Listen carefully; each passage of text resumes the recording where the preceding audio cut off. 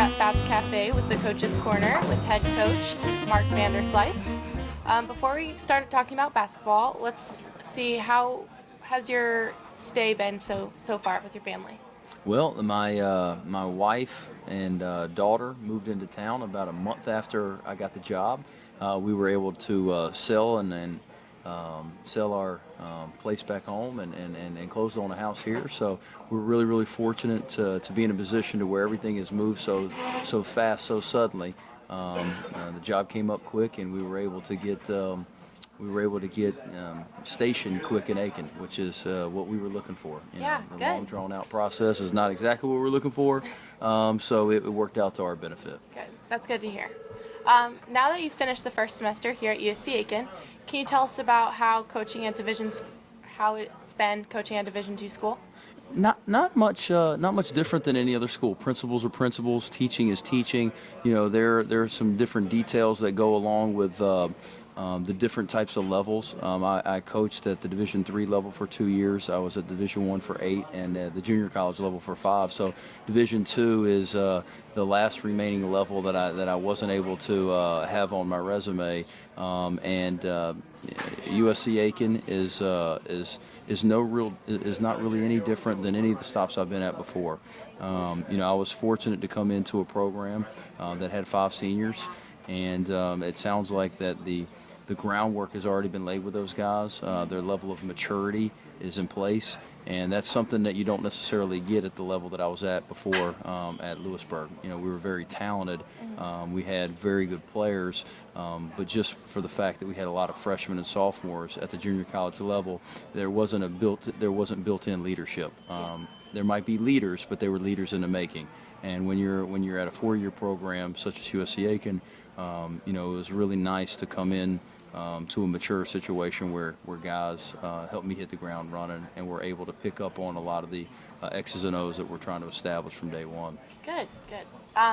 Now, have you had any memorable moments since you've been here? Oh my goodness, when have I not had a memorable moment? Yeah, since I've been here, the guys have embraced me with open arms. They have really bought into what we're trying to get accomplished. We started out the year from a basketball standpoint with a certain philosophy that we were wanting to adhere to. You have 2 different schools of thought. Do you want to have your players built around your system, or do you want to have a system where your players have to adapt to it? And for me, I came in with a mindset that we were going to have a system this year, and the players were going to be pieced together along with what we were trying to accomplish. And a lot of that came into play because I'd never seen any of these guys play before. So I was learning as I was going along each and every day. We quickly found out that from a personnel standpoint, we were better suited to play a little bit more of a deliberate game rather than an up-tempo game. And that's kind of where we're at right now. And the memorable moments have been somewhere in between during each and every day. Every day is a challenge, and I wouldn't want it any other way. Now, you said that you have changed tempos a little bit. In the beginning of the season, you had a certain offense, and now you've changed it to a little bit of a different one. Could you explain the difference in change and why you changed it? Yeah, absolutely. We have great kids, great players on this team, but you want to have a system that is built around the strengths of your players. With the system that we had before, it was an equal opportunity offense, which means everybody was able to touch it at the same pace and the same rate of the next player. As time went on, we noticed that we needed to put the ball in the hands of two of our primary playmakers, which is Keith Belfield and Javon Patton. And that's not to diminish the strengths of some of the other players because they're very good at certain areas. But we changed it up when we went to a pro-style 2-guard front ball screen offense versus a equal opportunity offense that we had in the beginning. And my hat's off to the players that we have because they were able to adjust at a moment's notice. Yeah. We quickly noticed after the Barton and Mount Olive game that system wasn't going to be successful this year with these guys.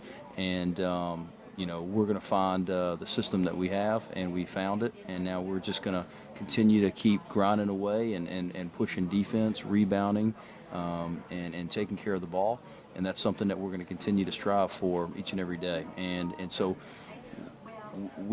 us making that adjustment in the middle of the year, and as quickly as we've picked up on it, shows that we're going to improve over the course of the long haul. And I'm proud of the guys. Yep. Yeah. Now you mentioned Javon. Now there's also Glenn. These two students, athletes. You were able to recruit them, and you hadn't really been able to see any of the other players until you got here. You had mentioned that before. But what do you think these players are going to bring to the program? These two in particular? Yes, Javon and Glenn. Well, it's interesting because I was able to bring both of them in a couple of days before school started. Javon, we knew that we needed we needed to plug some holes at the point guard spot. I mean, we knew that going in, and so we really went after a couple of players that we felt like were going to fill those holes. Javon Patton being the first option of the two. Glenn, we put him in a position to fill that hole as a backup point guard. It's been a little bit more challenging for him just because he's never really been a primary point guard. He's a freshman, so he's learning a big boys game right from the beginning, and so he's got a double whammy against him right from the beginning. So not playing that position, not being as comfortable, having to make that transition to being a full-time point guard when he was a combo guard in high school, and also on top of that being a freshman amongst senior men is a tough transition. Javon, I don't know if people realize, Javon is a junior college transfer, so he's got some experience under his belt. Those are a little bit about those two guys, and I think moving forward, both are going to be successful because they both are high-character kids, and they're coachable, and they want to get better. Yeah. Okay. Well, what do you think your team's going to have to do in order to beat Georgia College and Columbus State this season? Well, it's interesting. We've talked a little bit about, as coaches, our job is to give them the correct game plan. As players, it's their job to provide the energy and execution. And so it's a two-way street. We give the right X's and O's, we give the right game plan, and it's the player's responsibility to execute with high energy. I think if we can do that, and we can do it for 40 minutes, I think we're going to be fine. I think that Georgia College has got a lot of good players. They're well-rounded, they're versatile, from the point guard spot down to the big guy spot. So we've got a game plan. We know what we want to do offensively and defensively. Now it's just a matter of staying disciplined for 40 minutes and executing. Yeah. Okay, so Georgia College is your second early game of the season. Having played Carson Newman at 11 a.m., how does playing Georgia College at 12:30 suit you as a coach and your student athletes? But you always want to look at everything from a positive side. Everything in life, on the court or off the court, has got a positive and negative attached to it.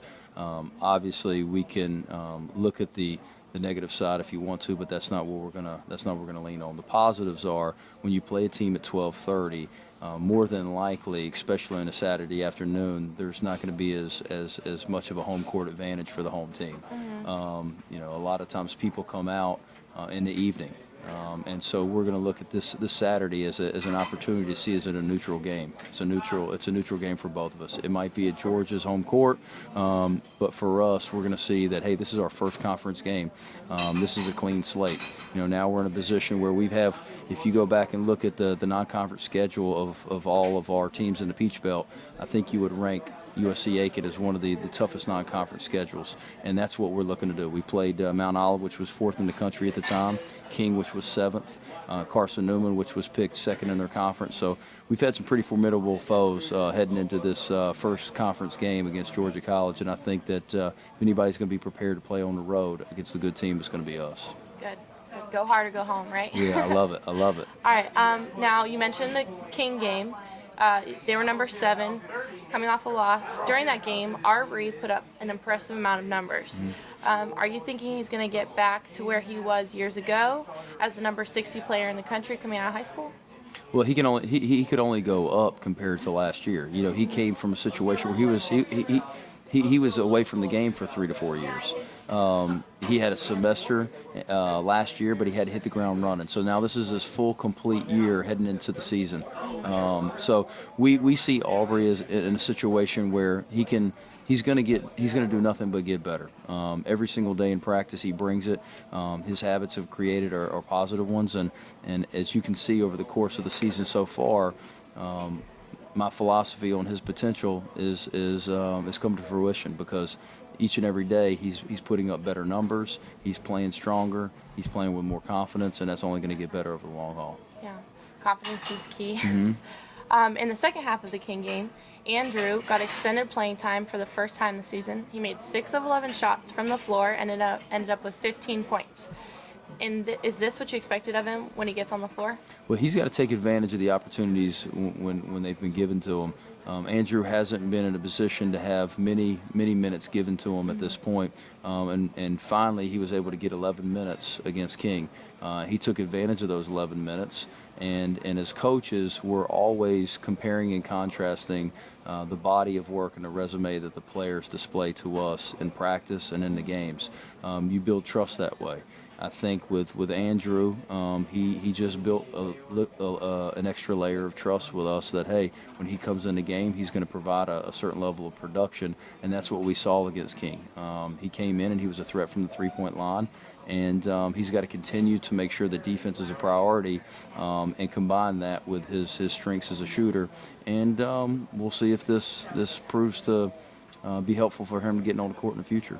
Okay, sounds good. Now, Keith and David Belfield, are they your first set of brothers that you've coached? No, actually, as a matter of fact, it's not. I was an assistant coach at Furman, where there was a 6'11", 7-footer, Colin Reddick, and his brother was Charlie Reddick. So no, actually not. I've been a part of twins, as a matter of fact. They were twins. So no, I've had it once or twice, and I can't. Been coaching for 15 years, so I'm sure somewhere along the way brothers might have been a part of the program, but those two come to mind at Furman. Yeah. Okay.